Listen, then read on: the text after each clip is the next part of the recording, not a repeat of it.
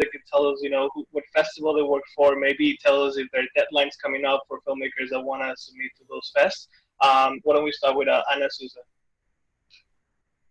Hi, everyone. My name's Ana Souza. I work at Sundance. I'm on the features team, actually, but I came up through shorts at a few other festivals like the LA Film Festival and AFI Fest. At Sundance, in terms of deadlines, we are open for submissions despite everything. And so, yeah, our deadlines, we've actually extended our early deadline this year a little bit to give a little flexibility. And our late deadlines for shorts are September 14th and then October 2nd for features. Paul, we have you on here. I'm Paul Sloop. I am the short film programmer for the Cleveland International Film Festival. I also am the director of programming for Film Pittsburgh, which operates the major feature and shorts festival in Pittsburgh. And I'm consulting on shorts for Cordillera Film Festival, which is coming up at the end of July this year as well. Cordillera's done for this year, so that'd be next year. The other two, Cleveland doesn't open until July 1st for a festival next spring, and Pittsburgh is open and will be open into the fall with a festival planned for November 11th through the 22nd. We have no idea whether it will be a hybrid event yet or not. We're waiting to see how things develop in Pittsburgh. We have a little more time to determine whether we'll go live with any events or not, but we will for sure have digital events this year, either exclusively digital or partly. Great. Clint? Hey, everybody. My name's Clint. I'm the artistic director of the New Orleans Film Society. We produce the New Orleans Film Festival, which is what I'm here to talk about. Our festival is usually in the fall. It was scheduled to be in October, but we pushed it back to mid-November. And we do have a deadline coming up. It's the end of June. If you're interested in submitting and you haven't already, shoot me an email. I'll get you a deep discount. I was 80% for everybody on the call or whatever, something like that. My email address is clint@neworleansfilmsociety.org. I'll probably spit that out again before the end of the call. Great. Amanda? Hello, Amanda Salazar. I'm a programmer with SF Film. We are the San Francisco International Film Festival. We had rebranded a couple of years ago, hence SF Film. And our deadlines, we are a spring festival and looking at this point to continue that, which will be next year in 2021 in April. And so we are not open currently, but we will be opening at the end of August. Call for entries specifically August 25th is our opening day. Amazing. Thank you guys for being here with us today.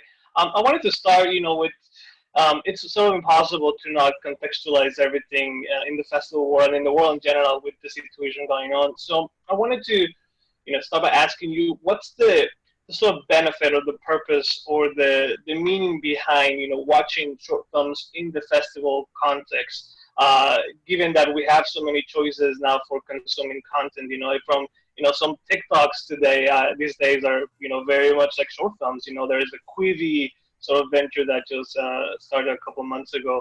So what's the benefit of the added value that screening a short film at a film festival provides, in your opinion? Whoever wants to start. I think it offers quite a bit of value. First, most filmmakers start cutting their teeth making short films, so we get to see the early work of artists developing as they develop. It gives us people to follow, work to encourage, along with just the fact that there are a lot of stories that make no sense as a full-length narrative that do make sense in a short context, including documentaries. Many documentaries have excellent content and a great story to be told in 30 to 40 minutes that would make no sense if you tried to stretch it out to longer. So, and I think with Quibi and other things that are happening, even the commercial world is starting to see the value in shorter content as well. Not to say anything of the short attention spans that seem to be growing. And just the fact that we have less time, at least prior to COVID, we had less time to sit around consuming 90 to 120 minutes of one story. Anyone else?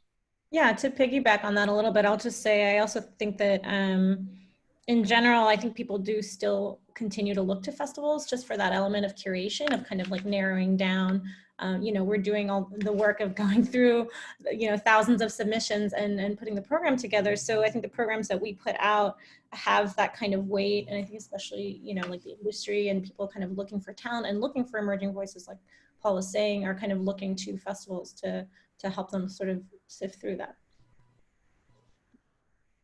Go, Clint. You unmuted.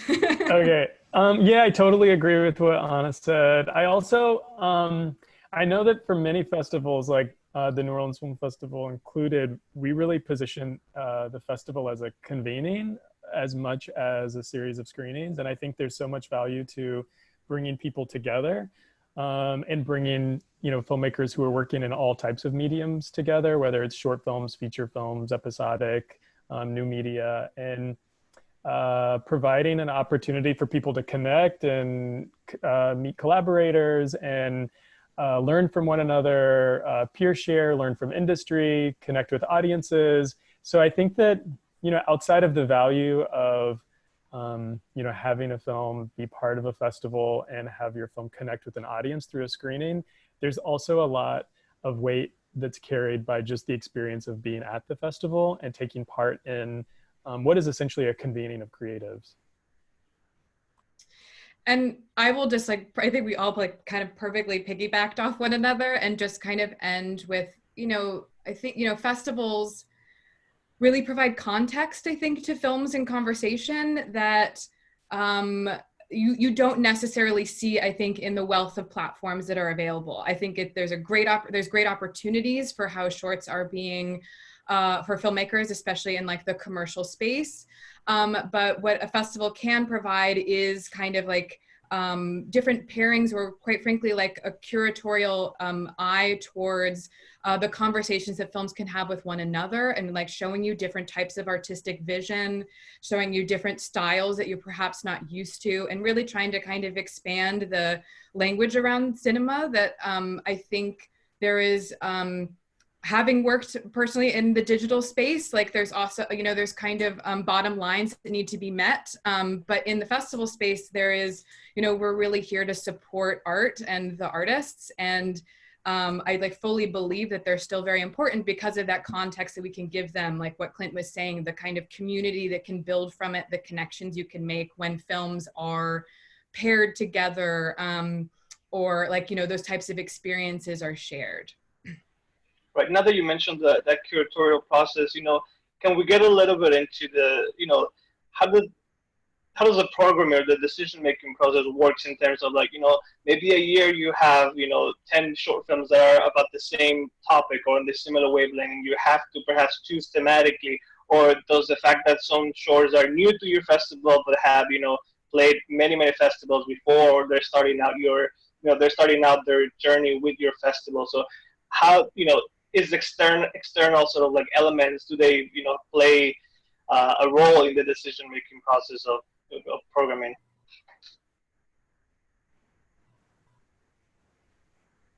I'll start. I mean, the answer for me and my programming team, which comprises 10 different individuals, is very much a yes. I think there are too many really solid films that we love and are attached to not to consider some of those, you know, other factors.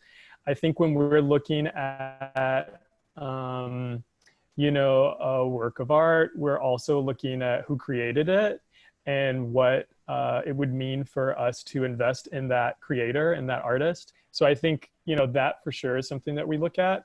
We're also hyper aware of, you know, the positioning of our festival in relation to other ones, both in our region and nationally. And so we look as well to what the platform that we could offer could potentially mean for that film. For example, whether it's shown at a bunch of other festivals but hasn't shown locally, or whether it has never shown anywhere and seems to have been overlooked by other festivals, and what it would mean for that film to show at our festival. Those are all considerations for sure that go into, you know, deciding whether a film is selected or not. But I'm sure others have things to say.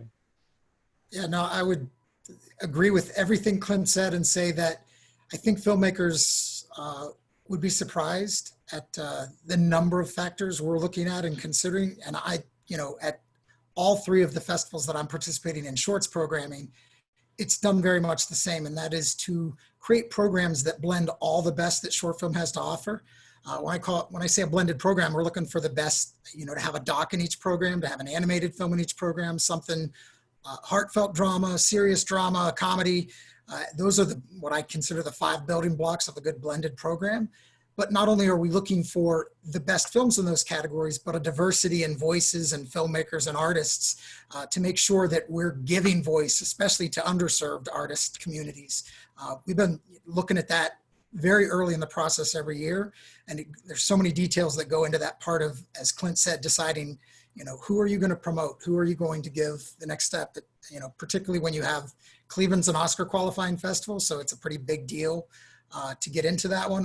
And also one of 19 that's Oscar qualifying in all 3 categories. So whether you've made doc, animation, or live action, you have a chance at Cleveland to qualify for an Oscar. So we take pretty seriously what we're doing. And like Clint said, we consider probably far more factors than most filmmakers who send a film out think we're considering, and make, as Clint also said, and probably my favorite point, I've been doing this 17 years. In the early years, I had to reach for the last 30 films we played. Nowadays, I'm letting go of a whole nother festival of films that I love. It's, the digital revolution has led to a lot of really great short films and not nearly enough programming time to use them all. So I can definitely say to all of you as filmmakers, not making a festival is not necessarily a reflection of how good your work is.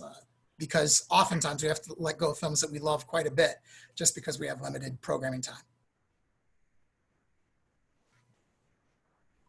Anna or Amanda?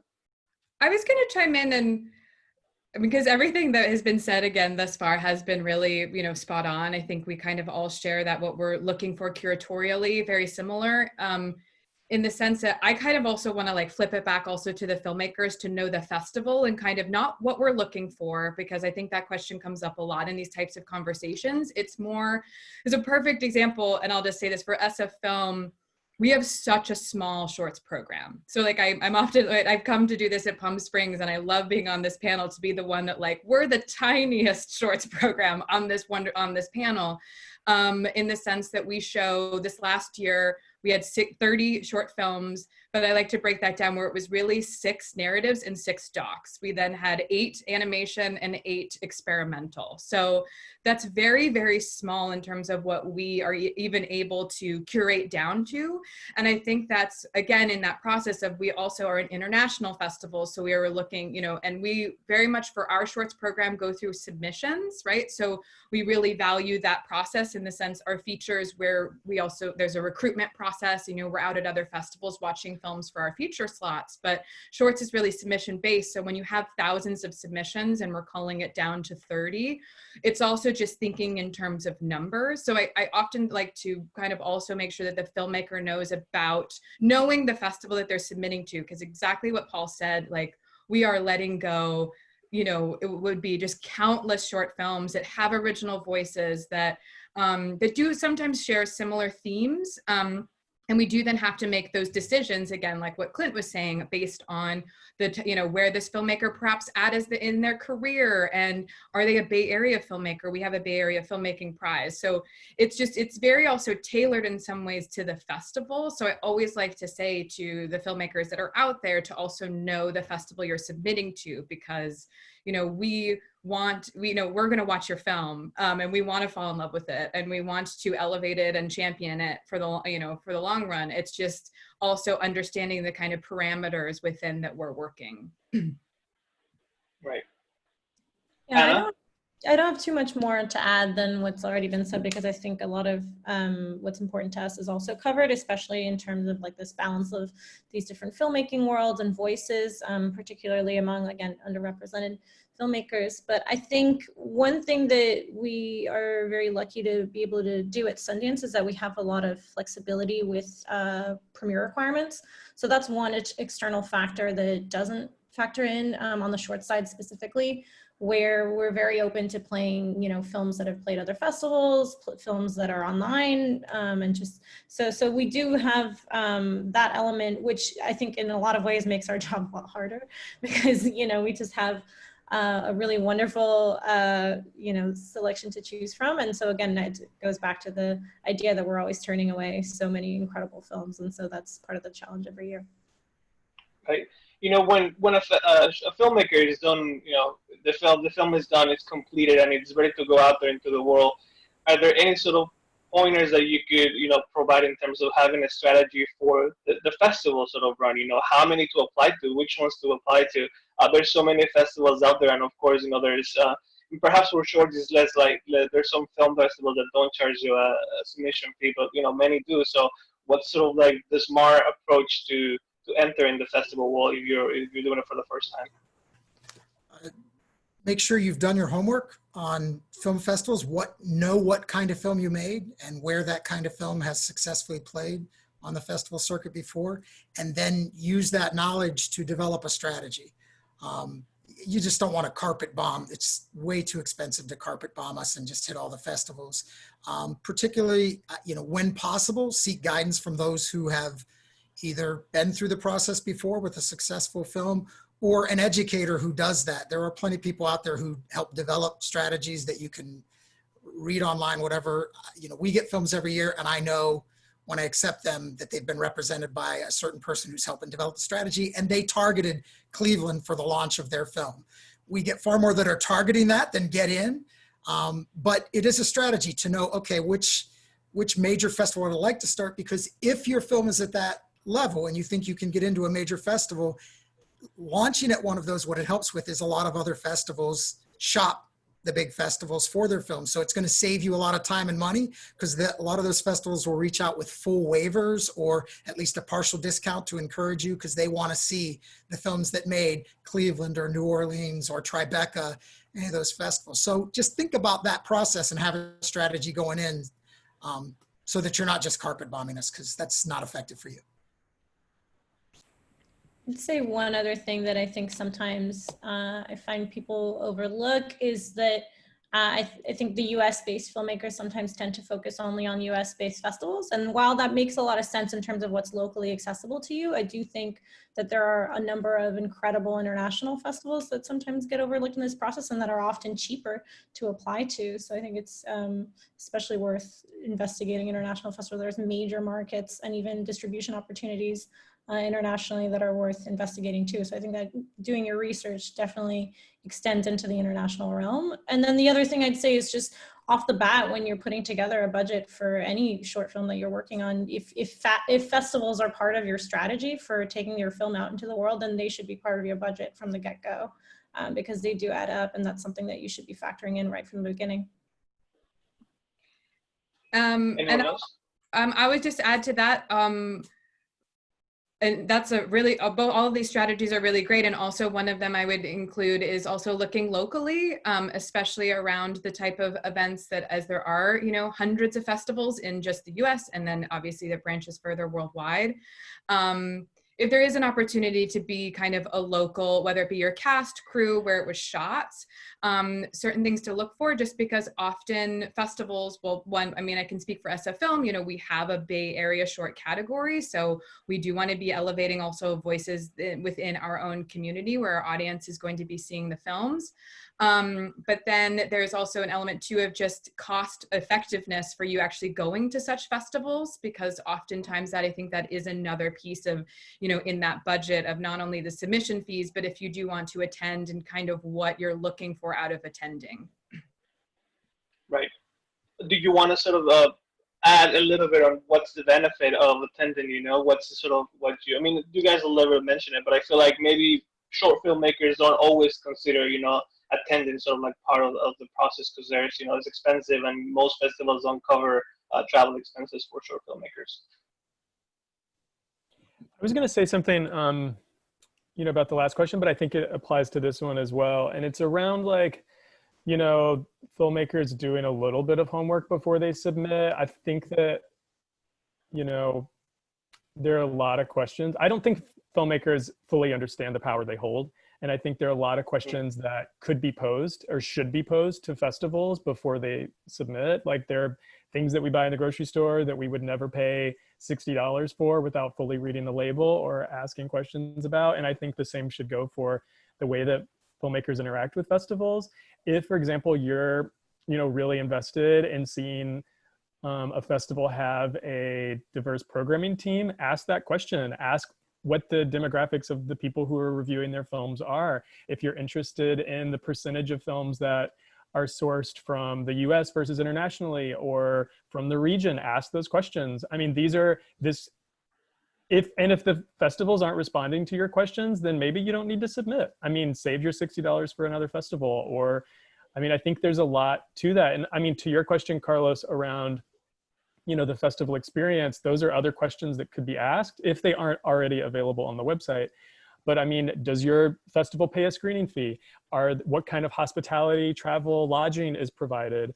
Are there any opportunities for one-on-one meetings? Like, give me a sense of the panels. Are there any panels that are specifically geared toward shorts filmmakers? I mean, these are all questions that festivals should be providing answers to. And I mean, just as a note to all filmmakers in this Zoom room, I mean, understand your power before letting go of your film or paying a festival to judge it without fully knowing what, and why it's being judged. Right. Paul, anything you want to add? I would add to that other filmmakers who've had the films out there are going to be a great source to answer that question about festivals. You definitely, if you can find a filmmaker who's been to a festival, that's going to be your best guide as to what the experience is at that festival. And then and festivals do all kinds of special things. Like Clint is saying, one of the things that we've carried on despite having nearly 4,000 submissions now in Cleveland is that at a minimum, 3 people watch every film, and they're required to offer constructive comments. Because in the spring, after our festival is over, we offer those if you request them back to you, so that you get 3 people's reviews and comments about your film from our festival. And we're still doing that at 4,000 submissions. So that, you never know what festivals are doing. That makes it, hey, if nothing else, at Cleveland, I'm going to get feedback, whether I get in or not. And I also know that, as Amanda had brought up, how many films do they play? And like, we're running both a feature festival and a shorts festival in Cleveland. I was going to play 228 short films at this year's festival, and Bill was playing 216 feature films. It's 2 festivals just happening at the same time all day, every day for 11 days. So that's something important to know, that there's a lot of films that get into Cleveland, so don't worry about the numbers. Some festivals, if you look and see they only play 30 and you know where your film is, that may be, okay, let me go broader base. But it all goes back to do your homework, and I think filmmakers are probably your best source for some of that homework. Right. I'm sure that all of you, throughout your careers programming, you've encountered many filmmakers, either, in person or via email. What are some of those do's and don'ts in that relationship between the programmer and the filmmaker? Because, people are creating these films, they're very personally attached to the work, and, a rejection often feels like, a rejection of their art or their talent. So have you had any experiences that have been perhaps not so positive or very positive with filmmakers, and how to handle that, relationship of reaching out to a programmer or a programming team? Whoever wants to go.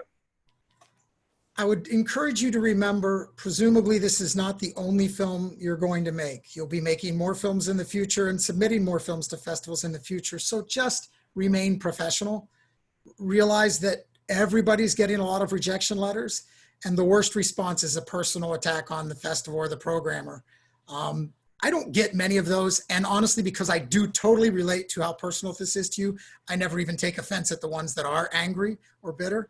My favorite one years ago was, every year for all of you, and this will count for you, you'll get an email from me offering you at a minimum a 50% discount. Because your film made Palm Springs, and we have such respect for Palm Springs programming that I automatically am going to lop off 50% of our fee and get it to you early in the Cleveland process, so that you can save some money and we can see your film and consider it on our team. Having said that, one of the emails I got from Palm Springs in one of the first years I went there was, oh, so I'm good enough for Palm Springs, but not for Cleveland. Well, they play 350 films, and I, at the time, was playing like 150. So I'm like, yes, you and 200 other films for sure. And we aren't going to program exclusively out of Palm Springs either. So just keep in mind and try to stay calm and develop the thick skin. You're going to get a lot of rejection letters, but it's not necessarily a reflection of your film. It's a reflection of our programming process and how challenging it is. Anyone else? I was just going to chime in on I really like Clint's thing about how filmmakers have the power. I think that's like really profound and just like to the point, because at least I can speak for ourselves. You know, we have our emails on our website. We are people, we will answer your email.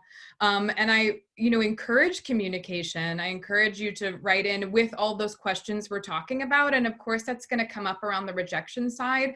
Us as a festival, we do not, unlike, I think it's great what Cleveland offers is that feedback.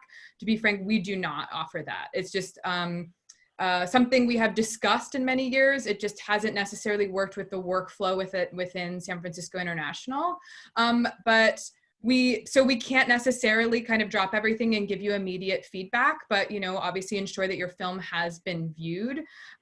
So for us, you know, something the don'ts, again, it's just, we're also people on the other side and want to, you know, acknowledge that you know, if a film was rejected, but, you know, getting, I would say, angry or upset at us for, you know, I wouldn't, it's more that it's not like a word of caution. It's more, I'm also constantly looking at other films as we all kind of program other events too. So it's not that, again, your film really perhaps didn't make it into our final 12 because it didn't at this, you know, under this circumstance. It's that I'm also thinking of films that could potentially play other festivals in the Bay, as we're very connected to our local organizations, et cetera, or other programmers that are looking for films. And so I want to like keep those, you know, communication open. So to me, it's just, again, you know, treating each other with respect, of the respect of, we watched your movie, we took the time to engage with it, and also kind of understanding that, you know, just by the numbers, not nearly everything can get in. All right. Anna or Clint? Oh, sorry, Clint, you unmuted. You can go. Okay. Yeah, no, I don't have too much more to add. I think it, my point's kind of piggybacking on what Amanda was saying and what Clint said from before about this idea of filmmakers having the power, because I think the currency that programmers always need is just more films. So, you know, again, keeping that communication open and into the future is essential. So it's just like, even if you're getting rejected from a festival, that doesn't mean that the festival isn't going to want to look at your future projects. And I feel like often programmers will also, you know, depending on the time, the workflow, all of that, will reach out, you know, personally sometimes to filmmakers who like almost made it, or whose films, you know, spoke to the festival but didn't quite make the program that year. So I think these are things that we prioritize, because I think at the end of the day, we're all still looking for exciting, emerging new voices, and you are those voices. So I think it's just a case of keeping an open mind and still communicating and still kind of sharing your work as much as possible, because that's what we need too. Like it's a two-way street. Clint, did you want to add anything? Yeah, I don't know if this is exactly in line with what you're asking, but I do appreciate cover letters and information that's provided. I mean, we use Film Freeway exclusively right now, and it does provide a really great opportunity for filmmakers to put a lot of information in, you know, different spaces connected to the same page that their film is on. And I find myself pretty much always just checking out, you know, what the filmmaker has said, what their bio is, like, you know, there's a space to show the other films they've worked on. I'm very curious, you know, in all of that stuff. And I think it's important to have like a really built out submission page when you do submit. I mean, if you don't, and it's a film that I'm actually really interested in and want to consider and fight for, I will Google everything about you and your film, just to like, because I'm interested in that. Like, I mean, that's just a reality of kind of where we are. And I mean, I think this is probably true for other people, but when you're working collaboratively, like with multiple programmers trying to put a program together, what's going to happen is that your film is going to have at least one champion in that group to really fight for your film. And sometimes it's unanimous where everyone's like, yes, absolutely, let's show this film. But, you know, there are deep conversations about them. And when the person who ends up championing your film goes to fight, like that's when they start talking about other things, you know, like why this person was the perfect person to tell this story, or, you know, some of that information that can make its way through a cover letter, or can, you know, you know, some of those personal details that you include can really help like the programmer fight for your film and be an advocate for you in that process. The thing that I don't know if emailing me directly, like if I get a lot of cold emails from people who just happen to have my address and there's no question attached. It's just, hi, I submitted my film. Like, here's my EPK or whatever, please check it out, and the link to the film. And I appreciate like sharing that information, but I also think that I would rather it be like attached to the film on the Film Freeway page, so that when I'm actually viewing it, because I might get your email in February, but I might not be watching your film until mid-April. I mean, just because of the way that our workflow happens. And so it might be 11 p.m.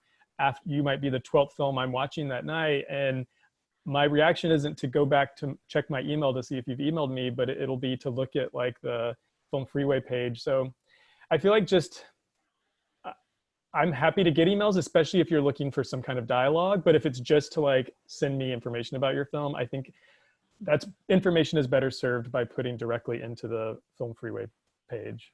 But right.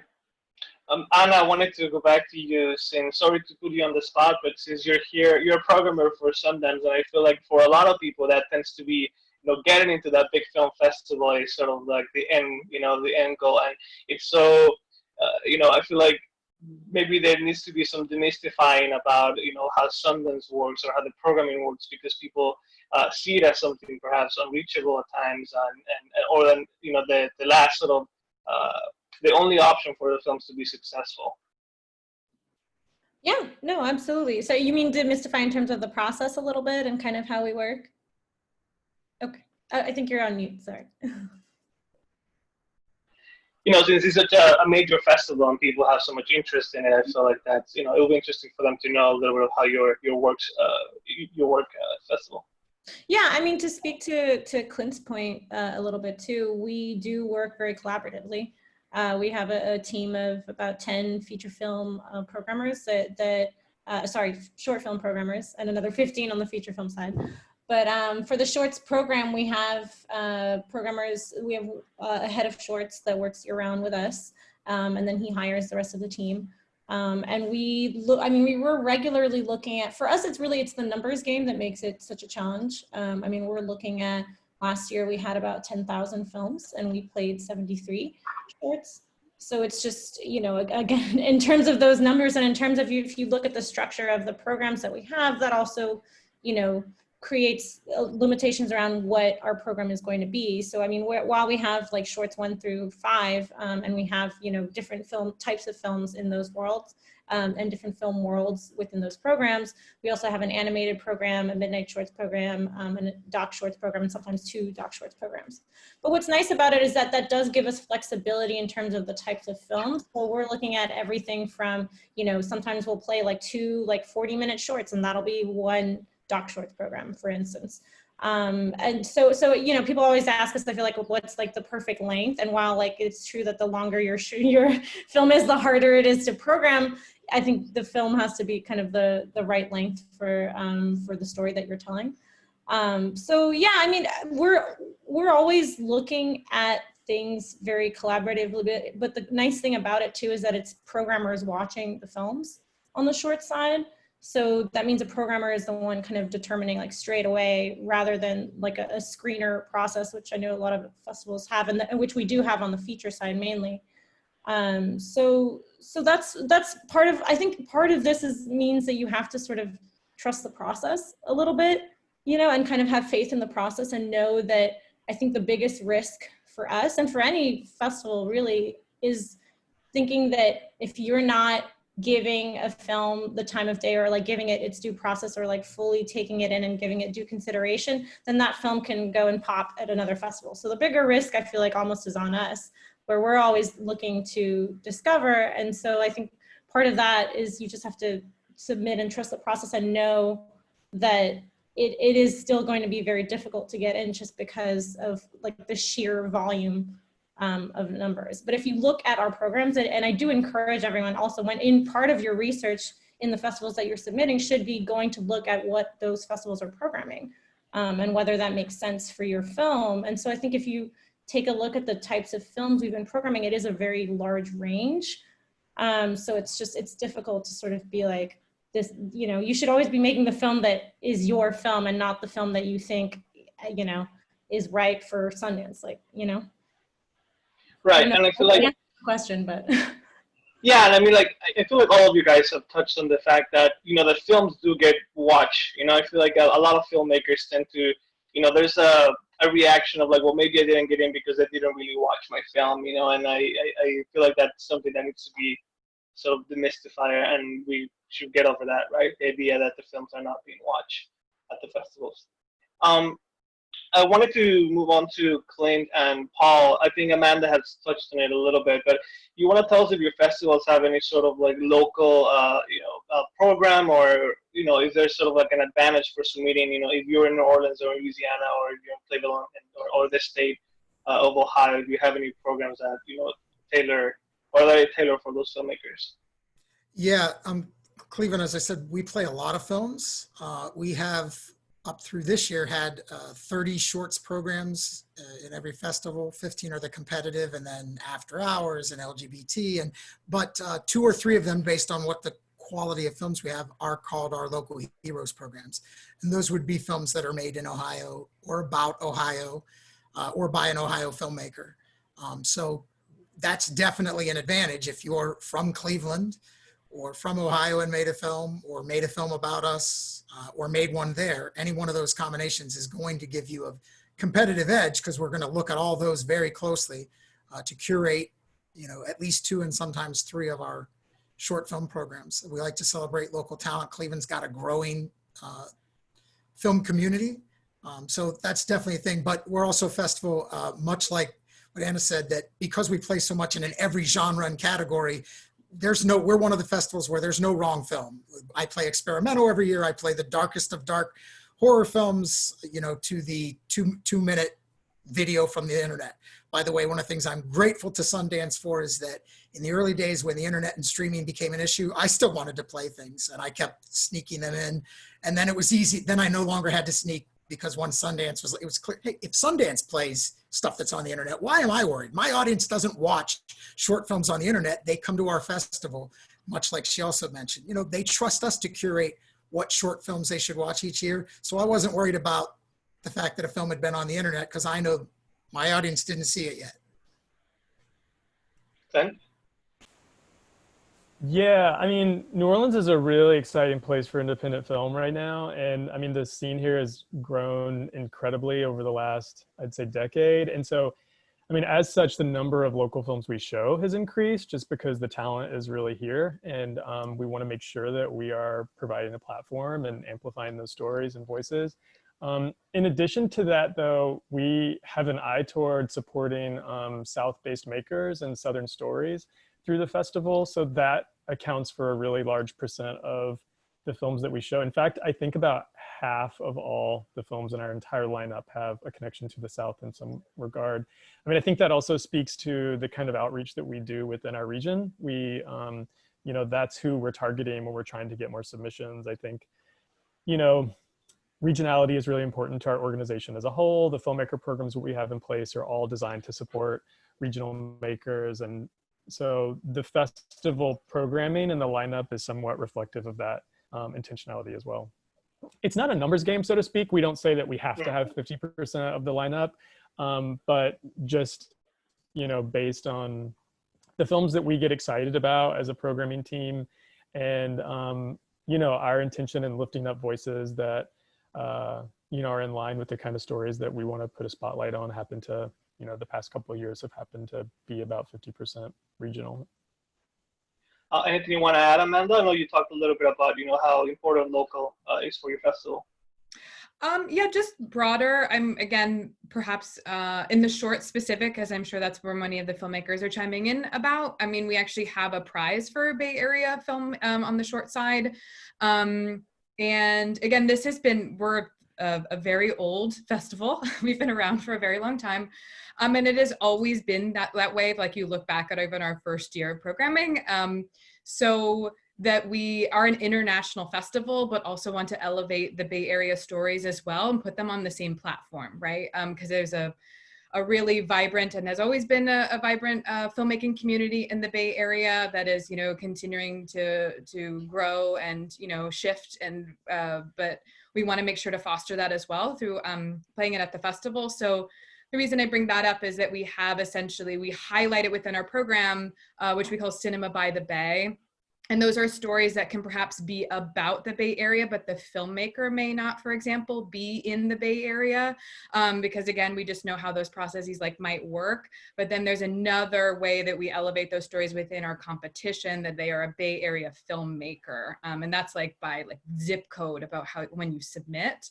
So it's kind of our two ways of looking to make sure that we are also, you know, serving that community and making sure that we can highlight those films that we also love as well. Great. I think we have a few questions from filmmakers that have joined us. So I'm going to go ahead and bring some of those questions up. So this one's a little bit of similar to talking about laurels. Okay. I submitted a short film to Sundance last year and I wasn't selected, but I'd love for it to be considered again. Would I be allowed to resubmit, or is disqualified by nature of already being submitted? Maybe you could talk about Sundance and in general, if it's possible for filmmakers to resubmit work. Yeah, what we usually say is that we recommend only resubmitting if there's been significant changes. So if you've changed, like you've gone back into the edit, or, you know, there's maybe elements that weren't there before, you know, visual effects, whatever wasn't completed the first time around, we're open to considering a resubmission. If it's the exact same film and you're just kind of giving it another go around, we don't necessarily, I mean, you can, but we don't always encourage it. I think we're encouraging it only when there's been significant changes, just because, again, it's going to go through a process again. Anyone else has anything else to add about resubmitting work?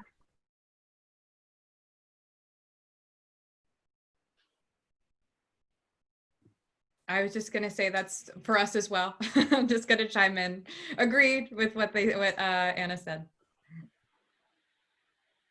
Someone else asked, would you say it is harder for shorts or features to get into your festivals? I'd say by sheer numbers, it's harder for shorts to get into. We look at about, last year we looked at about 10,000 shorts and 5,000 features. And again, we're playing 73, around 73 was last year. And then last year we played 120 features, give or take. So yeah, just sheer mathematics on that one. Yeah, it's definitely harder to get in with a short. Same for Cleveland, same for any of the festivals I program, yeah. Far more short films to look at to find a smaller percentage of films going to make it into the festival. I'll go with another question. I'm kind of curious if festivals are open to and considering quarantine stories this year, also since filmmaking is a challenge in a pandemic right now.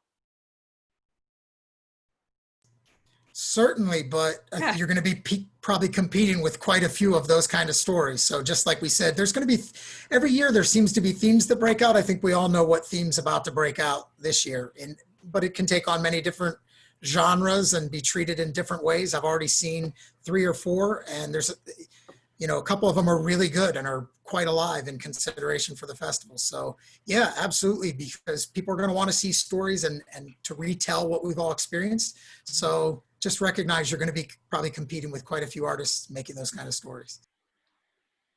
Yeah, I was just going to say, film what you know. So I think that's, we're going to see it. And I'm actually in some ways very hopeful and excited for what we're going to be seeing, the work that's going to be coming out of what we've been experiencing. Great. Anyone else? Okay. If not, I'll move on to the next one. Because of the strange year that 2020 has been, are you going to be more relaxed in programming those films that might have played at some festivals in 2020, trying to play, hopefully, at bigger festivals in 2021, even though it won't be a premiere? I realize some of you say you're open to films playing online prior, but will this year be a special case for 2021 to help those 2020 filmmakers? So I guess this is referring to, you know, festivals that were canceled, or like, you know, those premiere statuses have shifted now. I think, you know, Anna mentioned this about, you know, they're not requiring any kind of premiere status for shorts at Sundance, and we're the same at New Orleans. We are fine if your film is online or if you've played at 50 other festivals. We don't, in the short space, we have no requirements whatsoever for, you know, this being the first screening or anything like that. I think we all are kind of aware of how hard it is for shorts to get in front of people, and we want to be as supportive as possible of artists who are working in that medium. Cleveland's the same. There's no premiere requirements outside of that it needs to be the first time it's shown publicly in the city of Cleveland, which is a pretty small target to hit. And I would say, well, I don't think we're specifically targeting this. We've already talked about the fact that we don't know how much production is going to be down. So how many fewer films we might receive this year. So it is probably one of those years where if you were going to take a chance to resubmit a film that didn't quite make it last year, you might be competing with far fewer films. We have in our rules that you're not supposed to do that, but I'm not sure who the person is who would catch it with 4,000 submissions. And there are on occasions where films that I really love that didn't make it, this would be one of those years where there's a good chance you're going to get an email from me saying, I've got room this year. Do you want, you know, here's a waiver code. You want us to reconsider again this year? And we even had a few filmmakers hold out, like take the year off, hold their film back, and we are keeping them on the board for next year in the hopes that there will be a live festival, live events in the spring that we can show it to an audience in person. Has that been the case for any of your festivals? Or have you noticed yet any sort of shortage of submissions? Actually, so we opened for submissions in mid-May, and right now we are tracking the same as we were last year currently. So it's encouraging so far, but I know that that might change. Someone asked, from the submissions you receive, are there any specific genres that you see less or more of, sort of in terms of what the volume is, in more dramas, more comedies, more genre stuff?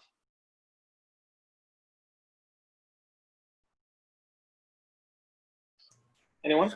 I don't think that would be hard to put in. I would say no, as far as like, we get a little bit of everything because I think most people know that we play a little bit of everything. I don't think most programmers would say there's never enough really good comedy because you need that to lighten what are usually pretty heavy and well done, you know, dramas, etc. But it's not that we don't get plenty of them. It's just, it's a little bit harder to make a really good short comedy. Lots of people try, only few succeed at the level you need to really work in the programs with some really strong dramatic narratives. But I don't think there's any one category that is deeper than the others, probably with the exception of serious dramas. There's always lots of serious drama. It's the hardest genre to get into our festival. It always has been, but not because we don't play it, because we just can't play all serious drama and depress our audiences. So what we can do is play the best 15 to 25 usually that makes sense with our blend. And since when we sit down, we have lists of all the different categories of films, and usually it's like about 40 in each category and 70 to 80 in the drama genre. So while there's not a difference in submissions as much as there is maybe too much in one category, but plenty of everything. So I would say not for us. Anyone else want to jump in? Okay, I'll move on to the next one. How can festivals help filmmakers? In this time, how can you help rethink festivals, the way festivals benefit filmmakers, or how can festivals benefit filmmakers more? I can go a little bit. I think again, this goes back to what the festival capability is. I think, you know, at the end of the day, a lot of these festivals are still operating as nonprofits. So there's, you know, depending on the size and the kinds of things that they're doing, some are able to do more or less. But I think it's important to look at, you know, the festivals that are offering things like Palm Springs, where, you know, you have this forum and these opportunities to connect directly with industry and do one-on-ones, that kind of thing. I think a lot of festivals are already doing those kinds of programs or starting to adopt those kinds of programs. And that's one thing that I feel like has always been a great sort of marker of like an immediate impact that we can have in helping a filmmaker that makes it into the festival to connect directly with industry and kind of, you know, establish connections, maybe advance future projects, that kind of thing.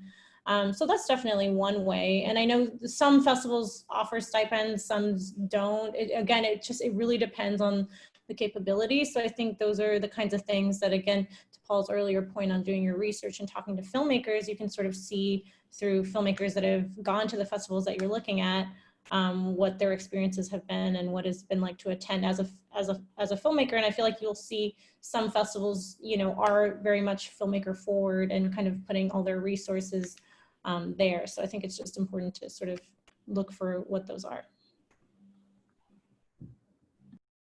Anyone else?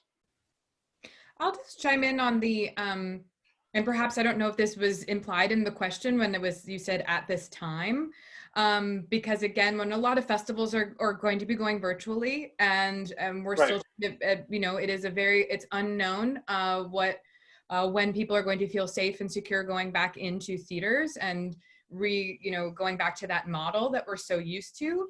And so I then want to track back to the, you know, comment about you having that power and like really questioning the festival on what are they offering? Because I think for the most part, at least amongst my colleagues here, that, I mean, knowing their festivals and knowing what they do for filmmakers, like we are very, you know, amongst the festivals here, we're very filmmaker focused. We want you to come and enjoy the city that you're coming to. There's a lot of, you know, whether it be panels or connecting with the community, Q&As, all that is so important to the landscape. And so we as festivals, I think, are right now really rethinking how do we make that virtual? How do we do exactly this? How do we make it safe? You know, and so asking those questions when you are accepted, or, you know, when we're kind of coming to you with what our new format will be, and just kind of continuing that dialogue, I think, because I can't speak for everyone, it's going to be different, but the hope is that at least for us at San Francisco, you know, we'll still want to try and find ways to connect you to our community, of whether it be through Q&As, but also through our artist development, different types of ways, panels like this, what Palm Springs is doing. So it's just kind of in some ways now for you to ask the questions in this time, because before there's definitely, and there should always be research into what festivals offer, but adding, like taking it a step further when we're in a pandemic, it's really kind of seeing, well, okay, what is the festival offering besides just screening my film virtually? Right. Someone else asked. Oh, go ahead.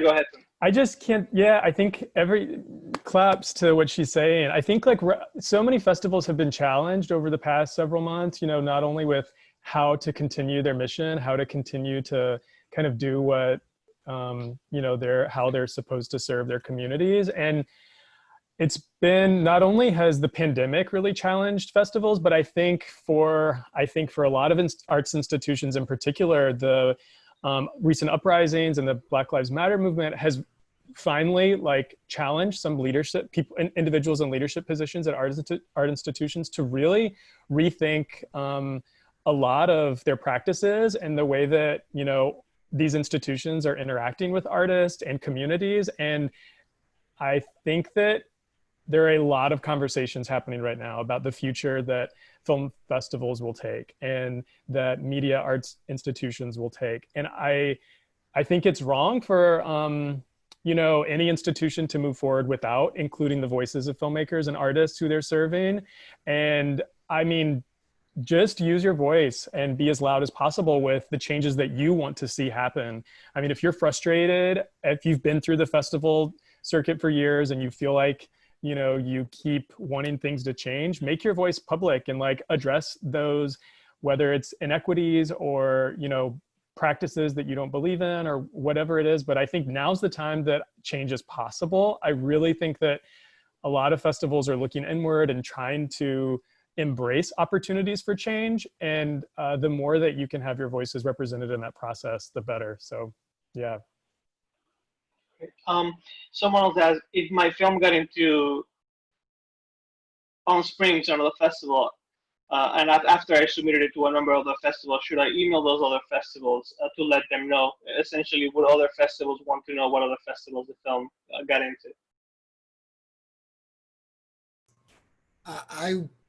I'm going to say no.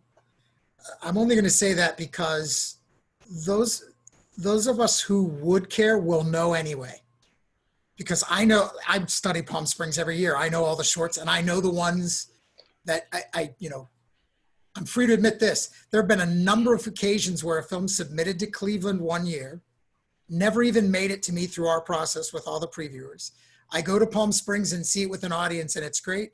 And I reach out to the filmmaker and say, we're going to reconsider it, and we play it the next year. So the festivals that probably are going to take the time to care that you made Palm Springs are already probably going to be aware that your film made Palm Springs. And not to make this sound harsh, but we'll call you. Don't call us, we'll call you. Because I can say for a fact, I definitely will. If there's a reason that makes sense. If you're in Palm Springs this year and I haven't seen your film, I'm going to make sure to see it before next year. So, and if I think a team that stands a chance with our team, I know for my festival, we'll reach out and give you a second chance for free to submit the film again. But for sure, if you ever are going a second time and somebody agrees to do it, don't ever pay a second fee. That's one of my hard rules. Even if you reach out to me and I go, yeah, we should reconsider, I'm going to give you a waiver. We're never going to collect a fee twice for the same film. Got it. There's a question specifically for Clint, and I don't know if you're able to answer this, but it says, I know that hurricane season is a huge issue coming for Louisiana, mixed with the COVID-19 concerns. What is the likelihood that the New Orleans Film Festival will go virtual this year? I think about hurricanes every day. It's definitely part of our planning process. We're right in this middle of hurricane season. We've only ever had to pause the actual festival one year, and that was, during Katrina. But I don't know. I feel like we've been talking about this for months, like internally as a staff. We've done a lot of talking with peer festivals who are also taking place in the fall. We postponed a little bit, not only for the possibility of having more of an in-person gathering for the festival, but also just to give us more time to figure out what we're going to do. We needed time to shift and prepare, and we're considering lots of different options, drive-in models. We're considering, outdoor screenings that provide for socially distant seating. We are looking at, starting to talk to theaters about what partially filled venues could look like. That makes me very nervous, frankly. I think that some of the biggest changes, and this is probably for any festival this year, is going to be what attendance from industry looks like as well. I just don't know that many people in the industry who are looking to travel anywhere right now. And I wouldn't encourage that. Like it's going to be really hard, even if we do have in-person screenings, like at drive-ins or whatever the case may be. I don't know if I, in good faith, can invite a filmmaker to come to the festival and put themselves at risk by traveling and being in groups of people that, even if they're small or manageable, it's just something that I don't know if we as a festival are comfortable encouraging yet. So I don't know. I feel like I keep saying we hope to know more in the next few weeks, and I've been saying that for months, and I still hope to know more in the next few weeks. I'm just as anxious to know as I'm sure people who've shared their films for consideration are. But I wish I had a firmer answer for you, but I think if anything, we've all learned that it's almost impossible to plan. And who knows, what if COVID were to completely go away? We also have this question of what kind of tropical storm might be brewing and might be coming our way. And that, I feel like we only usually have a week to pivot around. So yeah, I think I really respect the work that other festivals have done over the past, several months in trying to, offer opportunities for filmmakers to connect with audiences. And even this in itself, I think this forum, the fact that you're moving forward with this forum and offering these opportunities and for learning and for connecting is really great. And I hope that, we're going to be able to do that too, regardless of what the festival looks like. There was another question specifically about what do programmers mean when they say that film is on the board. I'm not sure if I understand exactly what the question is, but does anyone care to comment? I can go briefly. As far as I'm aware, that's just when something is kind of making it to like quote unquote the final rounds. Something's on the board as it's made it very far in the process. It's on, for some people it's a digital board. In our case, sometimes it's a physical board where you're literally looking at the titles that have sort of come up through the process and are very close to making it into the final program, and then you're moving titles around and starting to build out programs. Feels like something I might have used that terminology, and she definitely just described it correctly. It just means that you're in the discussion at that final. We call it our hot list. By the end, we have about twice as many films as we can program that are still alive by virtue of all the scores they've got. By that point, 7 or 8 people have seen your film and scored it, and we still need to trim it by half. So that means you're on the board. You have a shot at the festival when we sit down for the last meeting to select the films. But it doesn't mean you're in yet.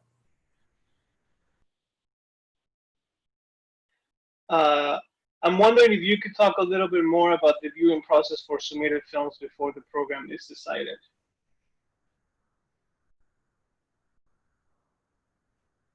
Sure. I'll jump in on our festival because I think everyone here has a different process, as we've just discovered, or we just were talking about a little. SF, we are a programming team of 4, so small but mighty, and we do shorts and features. So we have a very robust pre-screening process. And that is, we actually, our pre-screeners come from more often than not the Bay Area, what has been really wonderful over the last, I would say 8 to 10 years as things have gone digital, is that we can actually open up our pre-screening pool a little bit, mainly because we're looking for people that know our festival, like know our audience, because again, we are a regional film festival. But a lot of them are writers, critics, actually fellow programmers, specifically in the Bay Area, because we have a wealth of festivals that happen year round in San Francisco. And we pay those screeners. There's a process too about compensating them for their time, because we also want your film to be screened. That gets into the submission process and why we just can't waive everything. We want to, have that mutual respect of their time and expertise in looking at your film. And so from there, from pre-screeners, they then push recommendations into the pool. That just kind of gets moved further and further on the pre-screening track until it reaches us. We are always, as programmers, I think all of us that are here, don't want to speak for you, but like, we just love discovery. So I'm not just waiting for films that like are going to be handed to me. I'm also constantly looking through Film Freeway, like Clint was saying, and reading different cover letters and seeing what's been submitted daily, just to get an understanding of the flow of films that are coming in. So, and what kind of excites us, that seeing those kind of, I would say, themes that are kind of arising, I think, from that year's submissions. So then, ultimately it is 4 of us that do the final selection for the program, and that includes the shorts as well. Great. Unless anyone else wants to add anything, I'll move on to the next question. I unfortunately, Carlos, we are over time at this point, so I have the horrible job of putting an end to this amazing discussion and amazing party we're having here. But I want to be respectful of the time that everybody here has given us, especially given the circumstances, and especially on a Saturday. We are so incredibly appreciative. I know the filmmakers, I get endless emails of how valuable these discussions are, and the insights you've been able to provide. So thank you so much. And attendees, I know we can't see you, but please give a round of applause to these incredible panelists for giving us their time. Hopefully you've gotten a lot out of this. I know there was a lot of questions, and unfortunately we can't get to them all, but I'm sure that you'll have more opportunities to talk to other programmers as you move through the festival circuit with your incredible films. Thank you again to everybody. Have a wonderful, wonderful weekend. Stay safe out there. Bye, everyone. Thank you all. Thank you. Thank you. Bye, thank you. Thank you. Bye.